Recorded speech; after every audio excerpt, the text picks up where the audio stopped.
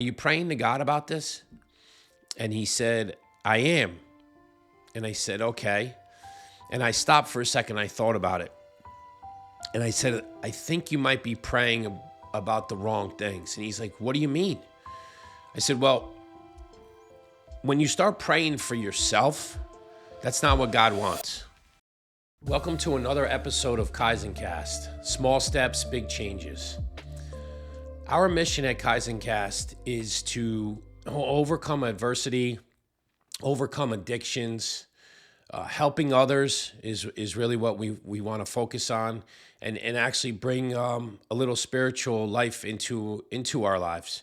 Bringing God back into our life is something very, very special to me. Again, not being a holy roller, but it's something to me that is important because it gives us some sort of peacefulness. So going forward, this is what we're looking to do. And again, Kaizen in Japanese means continuous growth and improvement. And that's what we try to do here at Kaizencast is help others. And if this is what we want to have happen. So in today's episode, there's a couple different things I want to talk about because we just went through a massive hurricane, and I saw a lot of people get displaced from their homes, and it was a very scary situation for a lot of people. Thank God, everybody around us that I knew were okay, and their homes were pretty much okay. Some people, didn't fare well with water and all that other stuff, but God blessed us with us being able to, our houses were still standing, and, we got displaced for a little bit, and that's why we were off an episode. But, I'm really happy to be back. And, through the time that I was displaced, I had a couple different things that had happened to me. And it was almost like God was telling me that for one instance that I had to reach out to one of my buddies in New Jersey. His son is very close with my son. They play baseball together.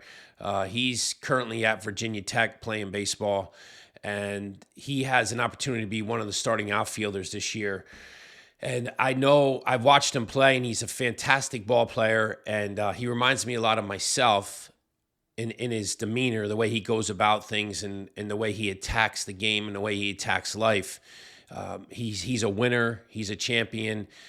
But he also puts a lot of pressure and stress on himself. And his dad was telling me that the fall this year has been a little bit up and down. And I said, it's funny. I texted to see how you were doing, but I really think I was supposed to be texting to see how, your son was. So after we spoke for a little bit, I shot him and his son a text. And I asked him, I said, Nick, tell me, what's going on this fall? And he said, you know what? I've had a lot of great days and I've had a lot of bad days, and we got into it a little bit deeper. Now you got to remember, the game of baseball is a game of failure, right? We talk about this all the time, and that's what life's about. But it's about how fast you can pick yourself back up and get over that hurdle and get back on that field, or get back into the next thing that you have to do in life to be successful. What we end up doing is harping on things, and like I always say this. You live in the past, you live in anger, you live in the future, you live in fear, and we don't live in the moment. So I said to him, I said, tell me what's going on, with the fall. And he said, I'm having really good days, but my bad days, he's like, I get angry quick. And I'm like, that sounds like how I used to be. So the first thing I thought of was, hey, are you partying more? Because when you're in college, the next step is, you're a big time athlete. I mean, he plays in the ACC. This is an unbelievable conference. Are you doing a little bit more partying to like try to let loose some of the steam off? And he's like, actually, I'm doing the opposite. And I was like, thank God. So I said, okay, so tell me. I know you're faith driven. Tell me what's going on inside that head of yours, because that's really what it's about. And he said, well, the times that I'm failing, I'm getting more and more angry.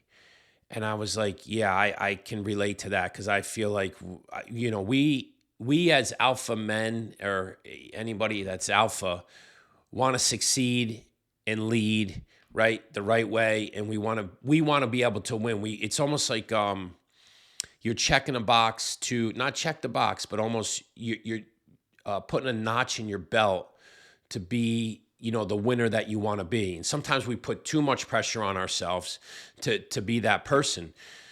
So I said, okay, let's take a second. I said, this is an important year for you. And that being said, you're putting more pressure on yourself because you want to be in that starting lineup and you deserve the opportunity to be in that starting lineup. So that's number one. I said, number two, I said, are you praying to God about this? And he said, I am. And I said, okay. And I stopped for a second. I thought about it. And I said, I think you might be praying about the wrong things. And he's like, what do you mean? I said, well, when you start praying for yourself, that's not what God wants. Remember, any great business, anything that people are doing usually means you're helping others first. So I said to him, I said, your really bad days, those are the days that you got to step up and go check on the freshmen, check on the other sophomores, check on your teammates to see how they're doing and see how you can help them. And I guarantee you, the day that you're having that angry day or whatever happened, you went 0 for 4 with 3 strikeouts in the fall, like whatever it may be. And if you're working hard at helping others, you won't be as angry. I go, you're praying for the wrong thing. You should be praying that God has given you the ability to help others. And when you help others, that's going to take the anger away. And I told him this, and he paused, and he was like, I've been praying for the wrong thing. And we as humans pray to God to try to help us personally, but that's not what God wants. The more and more I see this, the more and more I realize, I hear people talk about, their business models, and the most successful people in business, they always end with, how can I help somebody else? Or this business will help others do this. And that's the truth in life. And I think we lose the actual concept of, like, when you pray to God, that you're praying for him to help you. But really what God wants you to do is help others first, and then he helps you. That's the most important thing that I've actually taken away from this, over the last 6 to 8 months, been doing the podcast and understanding the fact that, like, in my life, early on in my life, I used to be one that always wanted to help others. Not that I ever stopped being generous and helping others, like, with money or doing stuff like that, but just physically helping somebody or taking 5 minutes of the day and just talking to somebody to help them get through the day. It happened to me yesterday in the gym. There was a guy, there's a friend of mine, we were working out. He came up to me. I hadn't seen him since the storm happened. And he came up, he goes, how you doing? I said, I'm doing pretty good. Always a little bit of stress. He's like, yeah, I'm really, really stressed. He goes, I'm really fucking stressed. Is exactly what he said to me. And I said to him, you know what? You're supposed to be stressed, but what you're doing is you're allowing the fear of the future to give you that much stress. He's starting a new company. That's why he has so much stress. He has a family. He has a wife that depends on him. He's got a lot on his shoulders. I said, but the problem is, just like I told Nick, you need to live in the moment. You need to live in yesterday was Saturday. You need to live in Saturday, not live in what happened on Friday and not what's going to happen on Monday. You need to live in today. And then that kind of releases that stress, because we as humans are like on to the next thing. And I told this to Nick, getting back to the baseball part of it. When I was in high school, I never enjoyed anything. And I've said this in numerous podcasts that, like, I set goals for myself. I would reach them and be done with them. Remember, stacking those small W's. I told Nick, stack the small W's, and then the big W's come. You're going to be like, this is an amazing feeling. When you don't stack the small W's and you just power through them, it's like you were supposed to. You were trying to prove somebody wrong. You're not proving anybody wrong. Fuck those people. Because if they're not on your team anyways, it doesn't matter. It doesn't matter. They don't want you to succeed anyway. So who cares if you prove them wrong?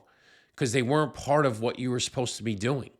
So this is like I told them yesterday. I said, Nick, I really want you to focus on today. every single day. And I said, I'm 52 and I'm horrible at it. I'm doing it each day a little bit better, a little bit better, a little bit better. But when I was your age and I was younger, I just was on to the next thing. I checked the box, be like, I did that, boom, I accomplished it, I was supposed to. That's not how life works. You're supposed to actually enjoy those moments for a minute. Now, you don't sit back and stop working hard, but you actually have to take a minute and give yourself credit for something that most people couldn't do. I said, you didn't think about the fact that you're playing in the ACC, one of the hardest conferences in the country, and you have an ability to start this fall. And I know what's going through your head. You have the ability to do it, but you're not taking in the fact that enjoying that moment, even the bad days, because there's a lot of other shit in the world that could be way worse than you being on a baseball field for 4 or 5 hours and the days you're struggling. But I'm telling you, if you stop thinking about you first and focus on the people around you and helping others, then you're going to be okay. Those bad days won't be as bad as you're making them, because for some reason in our crazy heads, we like to harp on the negative and not focus on the positive, even if it's a small W, right? We always, and again, I've said this in other podcasts too, but I have to say it again because it keeps coming up. 2 things, right? We live for today. We live for today, not the future, not the past.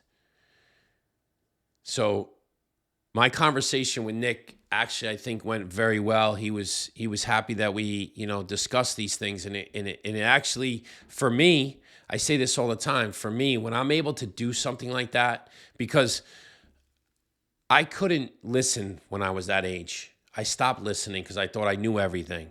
And when I can touch somebody's heart and they actually listen to me at a young age, and I'm helping them get across the finish line, there's no greater satisfaction as a man that you're helping others. And I'm telling you, if you go back to any company, you go back to any team, the team that helps each other is the team that wins the most games. The company that helps each other get through the tough times are the most successful companies. That's what life's about. It's not about me, and selfish, and everybody pats you on the back and says, oh, good job, and you're the best. And that's not life. That's not how it works. Helping others, and the reason why I keep saying helping others is because I just watched this through the hurricane, where so many people stepped up around here and was really helping others when in a time of need. That's what it's about. That's what our country's about. And then there's one other story that I'd like to share with you. While I was displaced, I was in the gym, and this young kid was working out. His name is Andre. He's Ecuadorian. I saw him just lifting in the gym, working out really, really hard. I figured he was probably in his early to mid-20s, like my kid's age. But he had tats all over his body. So, when you're in the gym, you get some guys around you get some testosterone. Some guys want to say hello, some don't. But I always try to make an effort to say hello, because I used to be so angry when I was in the gym that I never wanted to fucking talk to anybody. That was my time to release all the anger. And now I have less anger, and I try to make friends with people, because it's the best thing you can do on top of getting some of that frustration and testosterone out and lifting weights. There's nothing better. So when I looked over at him, I go, your tats. I go, he had them all over his hands, up his arms.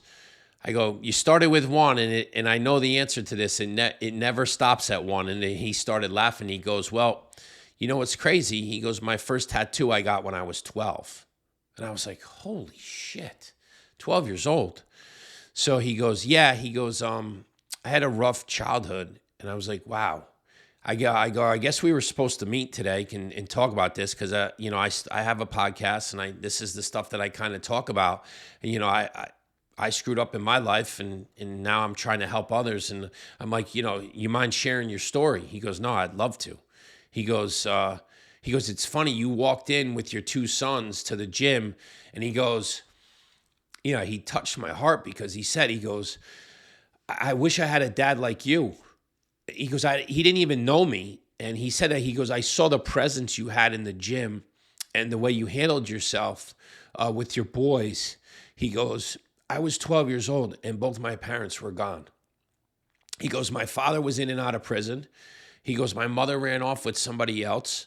He goes, basically, my grandmother raised me from the time I was 12, but then she got sick. So from the time I was 12 to 16, it was mostly my older brother raising me. And he's like, I was looking to get out of Ecuador and I couldn't believe the story. And I'm like, wait, how old are you now? He goes, I'm 20. He said he was 22 years old. And I'm like, man, this is an incredible story. He worked at the hotel. He was actually staying at the hotel where we were at because the hotel was putting him up to stay there. And I said, your story's amazing. He goes, yeah. He goes, I really, really, my story gets even better.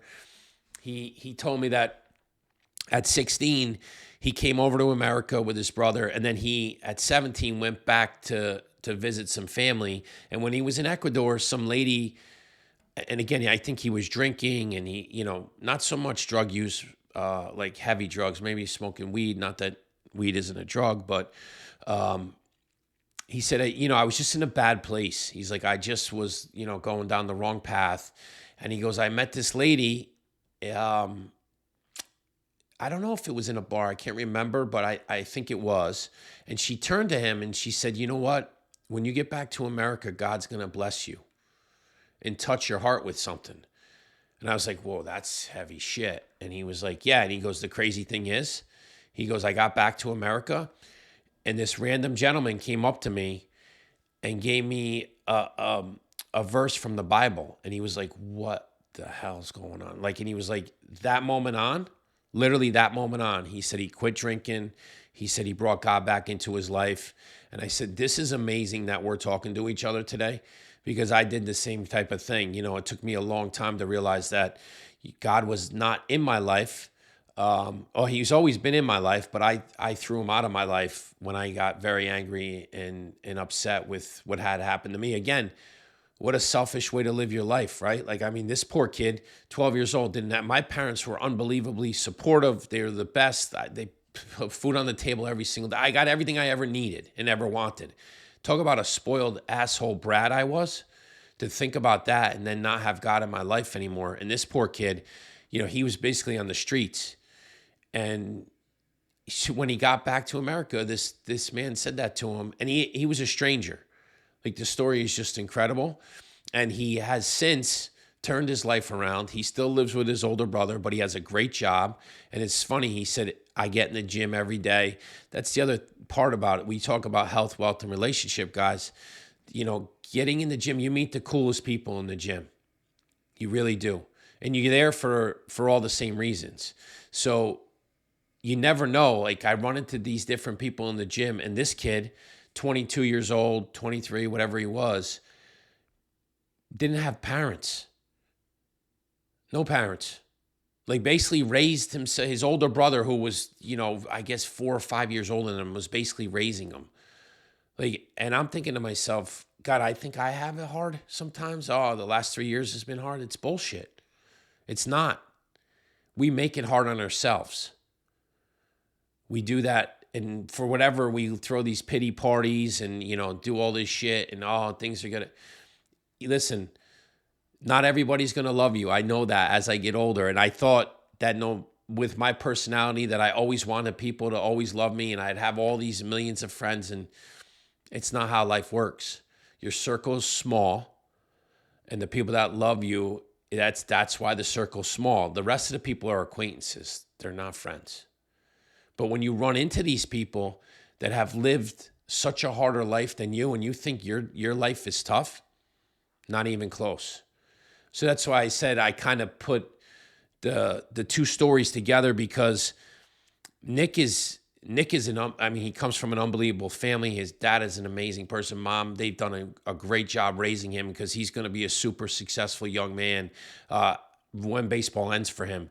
But he's playing in one of the best conferences in the country. And, he's, 19 or 20 years old, and he, lives at a beautiful on a beautiful campus, plays in front of 5 or 6,000 people a night when the games are on. And, then I turned to this kid, and he didn't have family. He didn't have a mother or a father. Like, that's why, like, sometimes when you look at these things, and I said that to Nick, it's just a game. It's just a game. Like, you will get there, but you're looking at it the wrong way.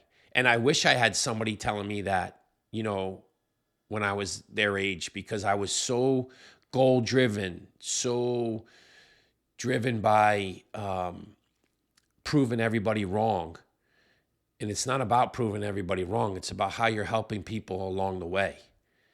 And I got so angry when people used to say to me, "Oh, you're not that good." Instead of taking the information like I do now and try to learn from it, I'm learning every day with the podcast. There's things that I fuck up all the time. Ethan and I talk about it all the time.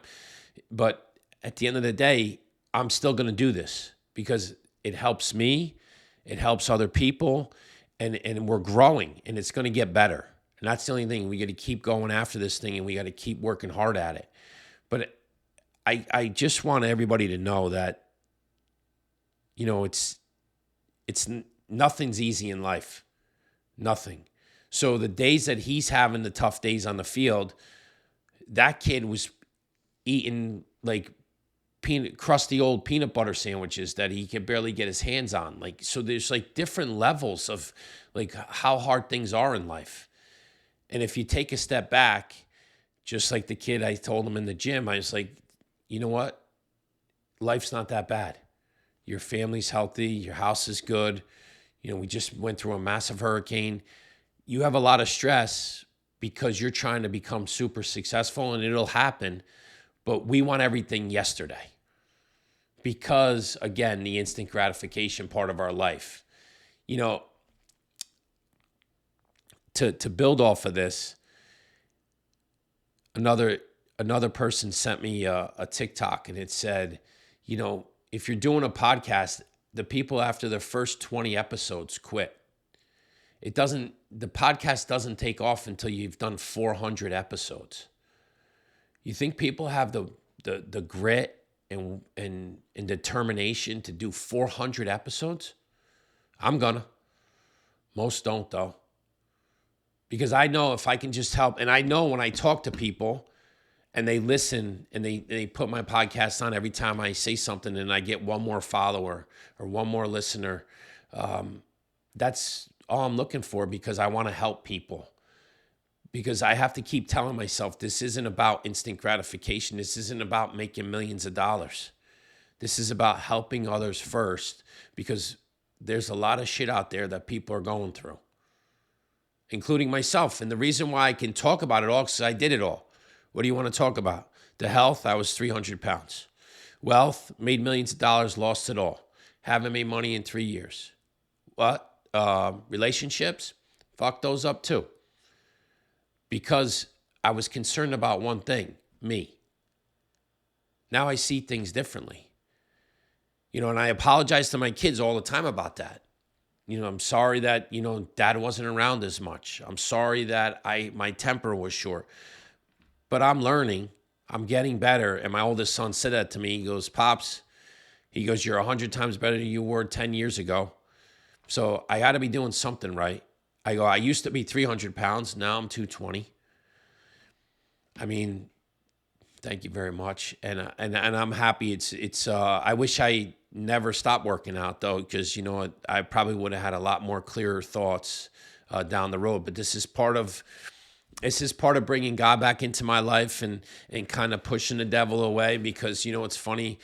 Again, it was about me, and the devil feeding me all the money that I needed in the world, and it didn't make me any happier. Now I see the difference. I see the difference.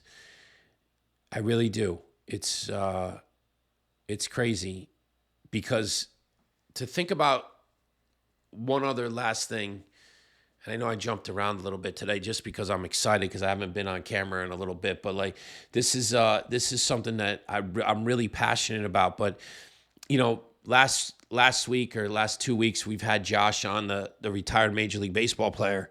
And this is another reason why I do the podcast, because it uncovers shit for me. And it makes me realize, wow, this is exactly the reason why. So Josh was an unbelievable athlete. Like, let's not, his family, unbelievable athletes. Multiple people made it to the big leagues, including himself. His whole family got drafted, like brothers, cousins. I mean, it was ridiculous. It was unbelievable. The one thing that I took from the whole process of talking to him, the whole time we were in conversation, and he nailed it right in the beginning.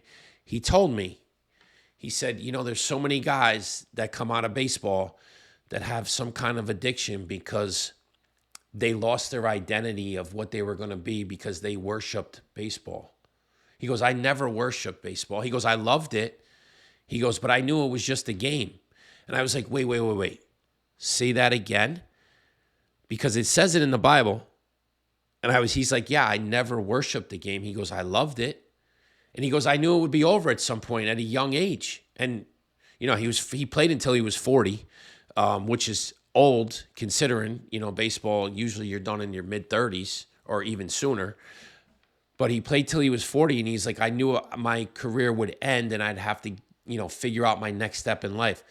The reason why he's so clear is because, like the Bible says about money is good, but when you start worshiping money, that's when it's evil. And nobody could have told me all those years I was playing baseball, I worshiped baseball. I worshiped it. And that's why I didn't make it. Because when you worship something, it's evil. It's okay to love it, but you have to draw the line, because when you start I never could stop thinking about it. That's all that was in my mind. The top of my head always was how many hits I was going to get. You start worshiping something, that's when shit goes downhill. It's the same thing with money. It's the same thing with running your company. You start worshiping your company, that shit's going to go in the toilet. You have to have balance. You have to understand that when you worship something, it's going to be evil. You could love it and be passionate about it, but you have to have the balance of that. And that was something to me. This is why I love doing the podcast, because there was no scout. There was no other person for 30 years could tell me why I didn't get drafted. And it took me 30 years of anger to sit down with that young man who's 10 years younger than me to finally uncover that for me. And this is why I love doing this. So not only do I get to help others, but this helps me grow as a person. Because I used to lay up at night and baffle my mind, like, and tell me why I didn't get drafted. Oh, I was too slow. I didn't hit enough home runs. What was it? Like, I played the game as hard as anybody. I love the game. Again, worship the game to the point where I was obsessed. That's when it's bad. And that's when you got to remember, that's why I said to Nick, you can't worship the game. You can love it, and you're gonna be on that field, and you're gonna have an opportunity to play. But once you start worshiping the game is gonna eat you up, just like the same thing with money, because that means you allow the devil to jump in. Whether it's your company, whether it's the game, whether it's money, none of that works out in the end. None of it. And I see this quite often, and I see it, and it's funny because when Josh told me there were so many guys like myself that would go down a road of, well, they become alcoholics, or now they'd introduced drugs into their life. They lost their identity. People do that with everything in their companies, in their home life, but whatever it may be, it's because they allow themselves to worship something that's you're not supposed to worship. It's just evil. That's, at the end of the day, that's what it comes down to. But like I said, I'm blessed that I'm able to do this. I'm able to have great people around me that actually help me with this. weekly. I love doing it. I'm going to keep doing it. And I'm really excited to keep going forward with this. So like I said, Kaizen Cast is something that my son actually made for us, and I'm blessed that he did do that. That it's, continuous growth and improvement, and that's really what we're trying to do. And we take small steps for bigger changes, and that's really what life's about. And I hope that each episode that I can just help one person.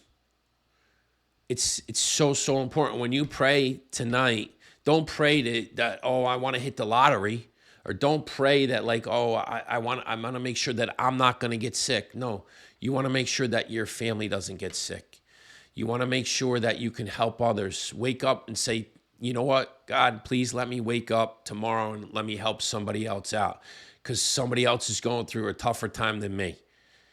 And once you start doing that, you start realizing you live in the moment more, and you start enjoying your life a little bit more, and not worrying about what's around the corner, because there's nothing we can do. We can't control what happens tomorrow.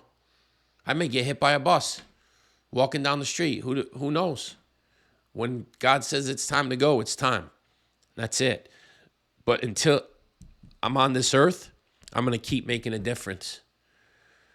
That's what I told my kids every single day. They walked out of the house to go to school. I tell my youngest 10-year-old that right now. I tell him that right now. Every day he goes to school, I'm like, you go to school, you make a difference. Well, I'd be a hypocrite if I wasn't trying to do the same thing. Accountability is huge. We lack that in our country. We need more of that. Stop pointing fingers. Look yourself in the mirror and take accountability for your actions, good, bad, or indifferent. So with all that being said, I really do appreciate everybody listening and following. Please continue to follow on all our social pages. Like I said, again, we're on Apple Music too, so that's a big plus. And stay tuned, because I'm going to be passing out some new T-shirts that we're getting printed up. So hang in there, and I look forward to everybody listening. God bless, and have a great rest of the week.